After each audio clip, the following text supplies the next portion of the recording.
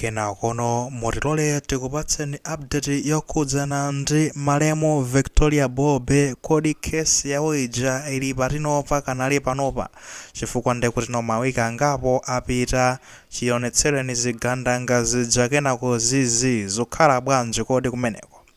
Iya ilero kwatuluka update yonena kuti tsopano mlandu watsirizidwa zina zonse zofunikirazo ndipono ukupititsidwa ku khoti tsopano. Khoti lakenso nalikhala High Court osati Magistrate Court. Zikuyenda motani kodi kungoti iyayi awira ku khoti tifotokoze bwinobwino kunena kuti unali usiku wa pa 17 November 2025 pameneno anthu ananyamuka kukachita chipongwe mzimayi amene tikamamuona kumangoti mzimayitu osalakwa. Ndekuti analali m'nyumba mwake ndi mwamuna wake nthawi imene inkathamangira cha 11 usiku basi tikunapezeka zonena kuti anthu aja kukabola mpanda ndikafika mpaka nakalowa nyumba ndeti kunali kuopseza tufuna ndalama chani tere kenako basi utengamo laptop mmene muja iPad POS machine ndikuzapezeka uterenga mfuti pamenepo ndikumuombera mzimayi ndithu wa zaka 33 pamutu mpaka natu mzimayi uja kuti siya pomwepo. Ayi ndithu nyanja ya magazi m'nyumba mwake, mwamuna wake ali pamenepo, ana ake akuona zosakhala bwino. Mzimayi wake nkukhala ndani? Mzimayi waketu ndi Victoria Bobe. Now zomwe zinachitika ndi zonena kuti panapita almost mwezi ndi pameneno apolisi anadzarutsa chikalata chonena kuti akwanitsa kugwira anthu 6 amene akuganizidwa kuti anapha mzimayi ameneyo Victoria Bobe. Atafunsidwa anthuwo avomera motino ali mchitokosi cha polisi. The following day kalata itatulutsidwa kunapezeka zonena anthu aja anatulutsidwa pambalambanda ndipo tinachita kuwaonera limodzi m'mascreen pa social media kuti ma TV, ma news ndi zina zoterozo. Akufotokoza okha iyayi namvatu mfutitu kuti pha Eliya rameneyo kunali kufotokozera motero pakana kuwatenga kuwapititsa ku nyumba kuja kwa malemu Victoria Bobe. Tikamakamba za ku nyumba ndeti kukamba za kuchigumula mu mzinda wa Blantyre kunapezeka zonena kuti basi kupita kumene kuja mafotokoze featu inali yongotchuzula mpandawo nkubola apa amene amatsogolera nduyu iyayi uyu ndi amene anaomberayo chani kumafotokoza pati pamene pajapa endetu tinakupatsani ma-update amenewo munatsatira bwinobwino. Now fast forward papita mawiki angapo ndi pamene mafunso amakhala kuti kodi nkhani ikuyenda bwanji kodi moti nkhani amene adza zili pati zizi amene bwanji zikukhala bwanji. Ayi amachita ndekuti kupanga ma-finalize zina chilichonse mmene zikuyenera zikhalire akatero ali mafailo onse bwinobwino nkhani tu ikaloweno mu khoti padzamati muzabweretsa anthu mukamalizatu kuchita kafukufuku kuti nkhani kangoyamba izingopitirira mpaka na kumapeto. Nawo amachita kafukufuku ngakhalebe akuti pazoyo sanaisolve bwinobwino zina chilichonse komano kuona kuti nali lede kuti nkhani tsopano ikalowe mu trial ikayambe kumvedwa akatchajidwe kumeneko mlandu ukapangika ikakhala ndi kuti aziteteza akadzatero basi mmene zimakhalira mu khoti mpaka nano akalandira chigamulo anthu 6 amene wawa.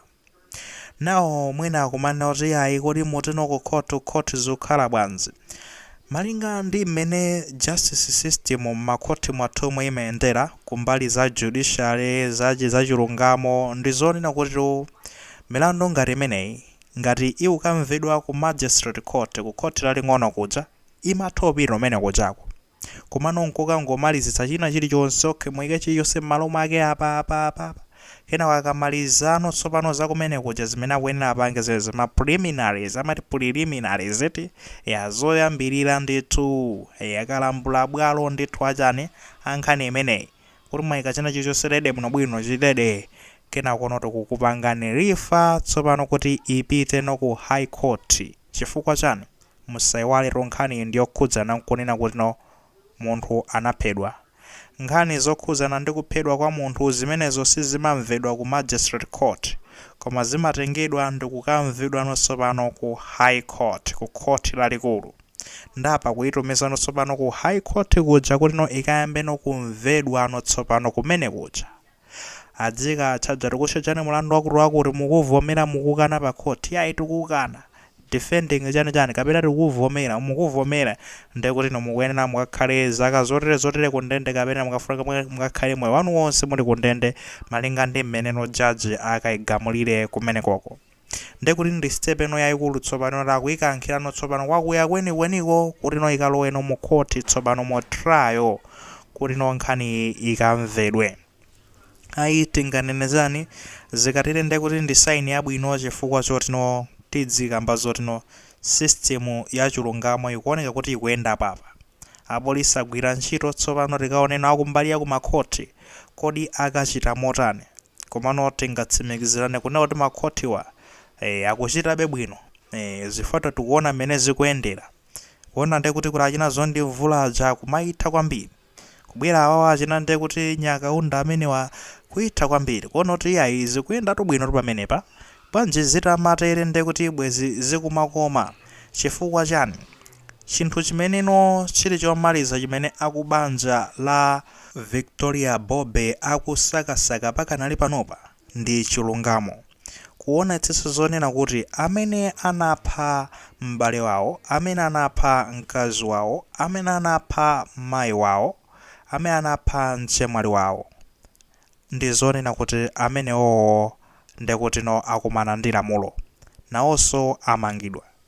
Khumbokhumbo kumakhala lonena kuti nawonso bwanjiso zitachitikira zomwe zinachitikira m'bale wathu anachita m'bale wathuyi koma nanga si malamulo ndekuti no agamulidwe chabwino akagwire chilango chakalavula gaga. Iwo kumaona zonena kuti anthu amene anapanga zimene zija ndi zoti tali mundende pakanali pano akulandiranso zilango ndekuti mwina mwake zingabweretseko kalilive pang'ono. Kupepukidwa pang'ono koma osati kupepukidwa konena kuti ndekuti basi kuti apapa basi no mwina alimba mtezo osatheka chifukwa chani gapo imene mabala amene aja mpaka na panopa ndi zoti anakalipo ndi mabala akulu kwambiri. Zimakhala zosiyana ndikunena kuti munthu uyu tamuona akudwala ena anadwalika kwambiri tazonda matenda nkukhala kwa nthawi yayitali nkuona kuti iyayi fika potani kuti ya munthu uja akamwalira somati akapume zimakhalabe bolani ikoni mopepuka pang'ono kusiyana ndi kuona kuti munthu anali bwinobwino kena kuona basi nkubwera anthu kuzaita kupanga intentionally kuzamuombera kumuchosera moyo zosakhala bwino. Bwanji kuti pamene ndekuti mwina mwake kaya weekend imeneyo ndekuti akubanja kaya nda mambo ake kaya nda amayi ake kaya nda zibale ake amakozekera kuti ayi tikhoza kukhala ndi family mwina kaya meeting kapena reunion tizakhala ndekuti tikukumana kucheza sobwinobwino kuyimbirana mafoni ndi zina zoterezo kena kumuzingova zoti ayi munthu ujatu ndi zonena kuti wachitidwa chipongo chotere basi sitizayankhulana nayenso olomparo onena kuti mwenene goodbye valibiretu.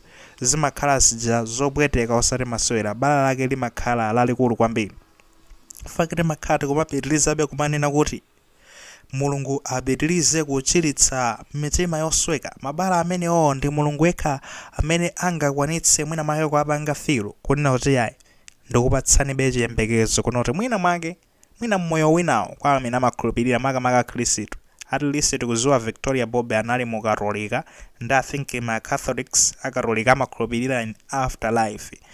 Kunena kuti no mmoyo winawo mwina tizoona naso zinthu ngati zimenezozo komabe I think izizi ndi zimeneno akubanja kuyembekezera kuti aone chilungamo chikuyenda ngati madzi. Ngakhala abambo ake a Victoria Bobe anakamba pamaliro paja kunena kuti chonde apolisi tikufuna anthu amene wawa agwidwe ndakagwidwa alandire chilango chawo. Khumbo lathu kumana kuti kodi bwanji no akanati amene apanga zimenezi kwa jeni nawonso azilandiranso chilango chake chomwechi koma basi kumangoti lamulo ligwire ntchito limene aligwire ntchito koma khumbo lathu lona kuti anthu amenewa agwidwe.